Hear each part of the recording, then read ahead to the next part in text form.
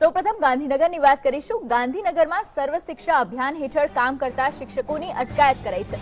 સર્વ શિક્ષા અભિયાન સાથે જોડાયેલા શિક્ષકોએ સત્યાગ્રહ છાવણી વિસ્તારમાં વિરોધ કાર્યક્રમ રાખ્યો હતો। વિવિધ પડતર માંગણીઓને લઈને વિરોધ કરે તે પહેલા જ પોલીસ ત્રાટકી હતી।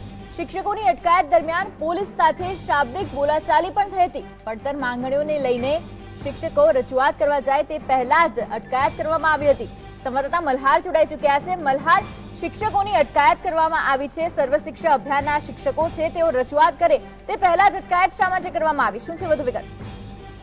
જી ક્રીમાં સર્વ શિક્ષા અભિયાનના જે કર્મચારીઓ છે, કેટલાક કરાર કર્મચારીઓ છે અને તેઓની માંગ જે છે કે સરકાર તેમના ભથ્થાની અંદર સીધી રીતે વધારો કરે, કારણ કે શિક્ષક સરકાર તેમની પાસેથી વધુ માત્રામાં કામ લઈ રહ્યું છે, પરંતુ જે પગાર વધારાની વાત આવે છે ત્યારે સરકાર પીછેહટ કરતી હોય છે।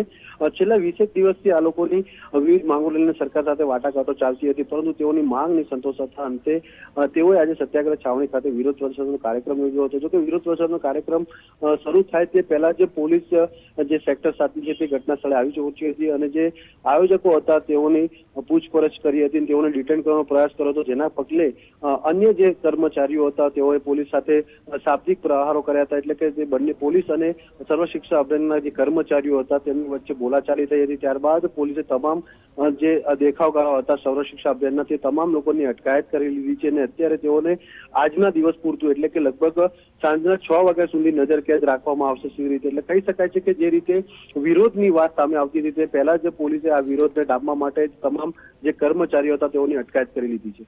જી ધન્યવાદ મલ્હાર સમગ્ર માહિતી બદલ।